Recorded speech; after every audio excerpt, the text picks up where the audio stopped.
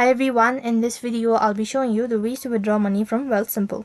So in order to withdraw money from Wealthsimple, you have to make sure to watch this video till the end and follow the instruction as guided. So first of all, go ahead and open up your Wealthsimple account.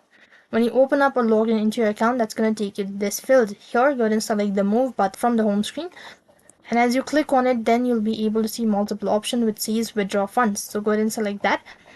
As you click on withdraw funds, here you need to go ahead and select the destination where you actually want to withdraw your funds, enter in the information and click the continue button. As you've done that, enter in the information such as the amount and from which account you're transferring and all that, and make sure to tap the continue button once done entering the information. As you are done entering the following information, then you've successfully withdrawn money from Wealthsimple. So that's how you can withdraw money from Wealthsimple. That is all for this video. I hope the video was helpful. Make sure like, share and subscribe to our channel. Thank you for watching. See you in the next video.